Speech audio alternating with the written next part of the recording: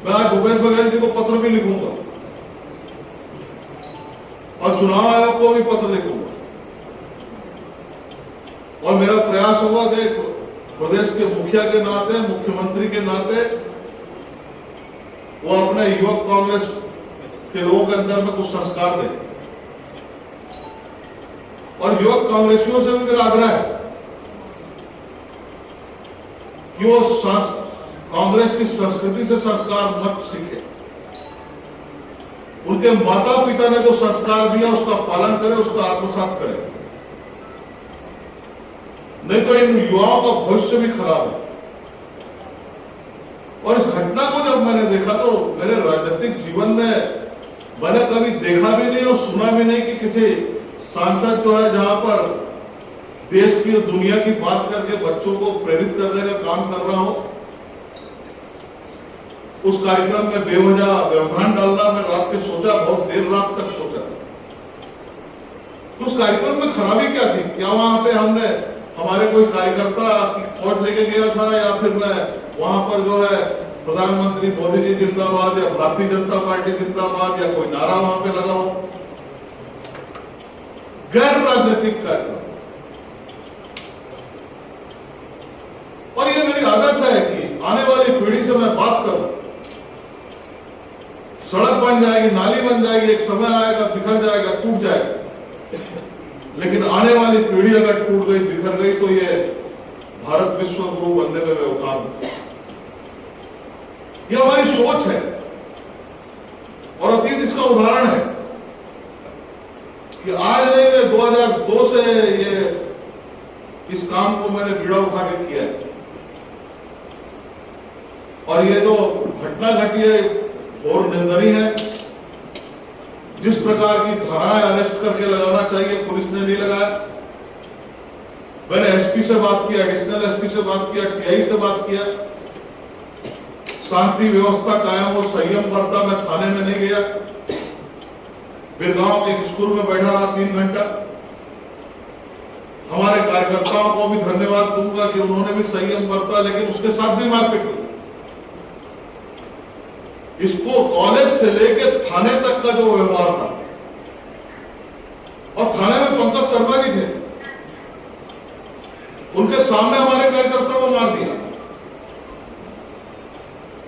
कि क्या एक मजाक जो है इसके अंदर में जो है वो कल देखने को आया और इस प्रकरण को देखकर मेरे को काफी दुख हुआ। एक दल का युवा मोर्चा, अगर युवा कांग्रेस जो अगर गुंडा प्रवृत्ति के अंदर में आ जाए, अराजकता फैलाने के अंदर में अगर उसका योगदान हो, तो आने वाले समय में छत्तीसगढ़ का जो भविष्य वो ठीक नहीं और जनता देख रही है। और ये सब हरकतों के कारण लगता है कि भारतीय जनता पार्टी आने वाले समय में बड़े बहुमत के साथ में सरकार बनाने है। बहुत बहुत धन्यवाद। थाने में पंकज शर्मा के सामने आपके कार्यकर्ताओं को कैसे मार दिया? हमारे कार्यकर्ता उस समय, क्योंकि हमारे जिलाध्यक्ष जयंती पटेल जी ने कहा था संयम बरते, और भीड़ भी इन्होंने इकट्ठा नहीं किया, क्योंकि हमारा उद्देश्य था कि अगर एसपी, एडिशनल एसपी, टीआई ने कहा हम रिपोर्ट लिखेंगे, तो उस थाने के अंदर भी केवल जनप्रतिनिधि लोग गए थे, जो पार्षद थे वो गए थे, और संख्या कम होने के कारण जो है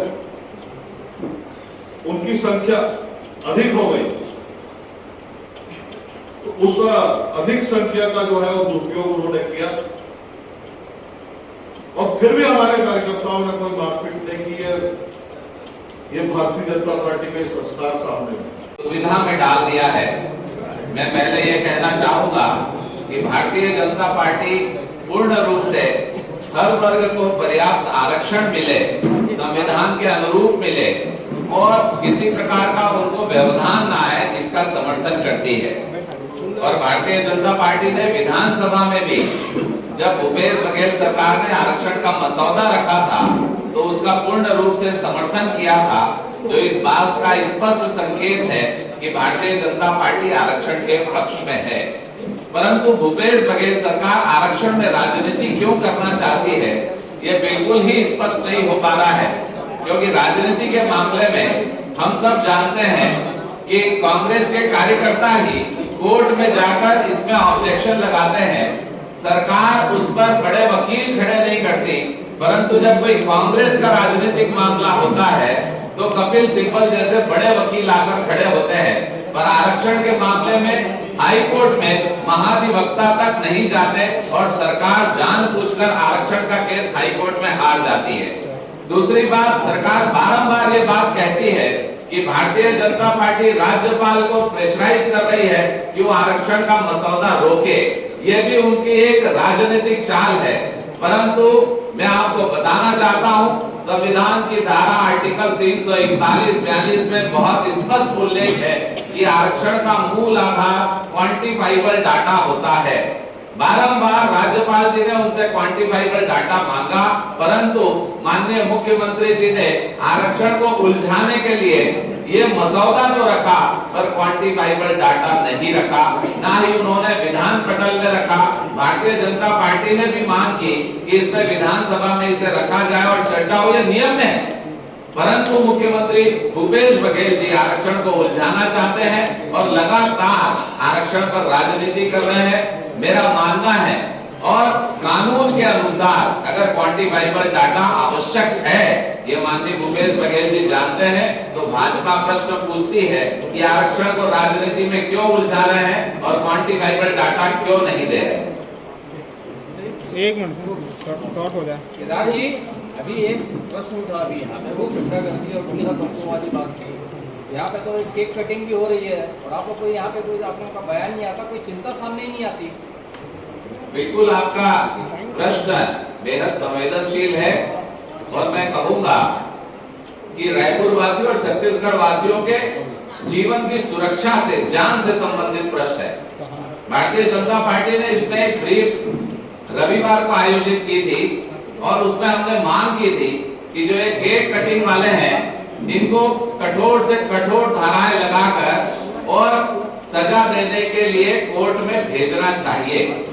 और उसके साथ साथ एक बड़ी घटना जो मैं कहता हूं आजादी के बाद से छत्तीसगढ़ प्रदेश में पहली बार हुई, जब ईदगाह भाटा में मुस्लिम समुदाय का एक जुलूस निकल रहा था और उसमें तलवार, कटारे, बर्छी ये सब सारे लहराए जा रहे थे और साथ में पिस्टल और कट्टा ऐसे को भी लहराया जा रहा था।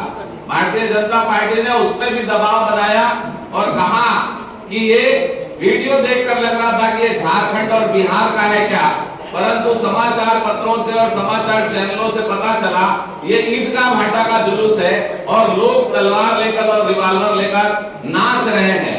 मुझे ऐसा लगता है ये छत्तीसगढ़ की पहली दहशतगर्दों की घटना दिखाई देती है और भारतीय जनता पार्टी बार बार, अभी माननीय सांसद जी ने भी कहा कि लोग दादागिरी कर रहे हैं और पुलिस उपकृत है, उसे सुरक्षा नहीं करनी है। भारतीय जनता पार्टी का मानना है कि खौफनाक लोग बेखौफ घूम रहे हैं। और दुख की बात यह है कि दूसरे दिन लोगों की गिरफ्तारी होती है, परंतु ये बताया जाता है कि वो जो पिस्टल और कट्टा था वो खिलौना था, वो नकली था। भारतीय जनता पार्टी ये मांग करती है कि अगर वो खिलौना था तो उसकी फोटो जारी करें जो आपने जब्ती की है। तो जनता मिलान करना चाहती है कि जो वीडियो उसमें वायरल हो रहा है क्या वो उससे मिल रही है या कहीं प्रशासन इस बात को छुपाना चाहती है। दूसरी बात, भारतीय जनता पार्टी बहुत स्पष्ट रूप से पूछती है दूसरा सवाल कि उस बीट में, उस सड़क में, उस थाने में जिस पुलिस अधिकारी की जिम्मेदारी थी कि उस जुलूस के साथ वो चलता, वो पुलिस अधिकारी कौन है और क्या उस पर विभाग ने कोई कार्रवाई की या उसे भी किसी प्रकार का दबाव देकर उस घटना को ढीला करने, कमजोर करने के लिए उपकृत किया जा रहा है। भारतीय जनता पार्टी तीसरा ये प्रश्न करती है कि उस अधिकारी के ऊपर, जिम्मेदारों के ऊपर कब पुलिस विभाग कार्रवाई करेगा। अमर उजाला अब आपके टीवी पर भी। अपने स्मार्ट टीवी पर YouTube पर सर्च करें अमर उजाला, चैनल सब्सक्राइब करें और देखें ताजा खबरें, वो भी HD क्वालिटी में। और हाँ, बेल आइकन दबाना ना भूलें ताकि हर खबर हो आपके घर। अमर उजाला, निष्पक्ष, निर्भीक, निरंतर।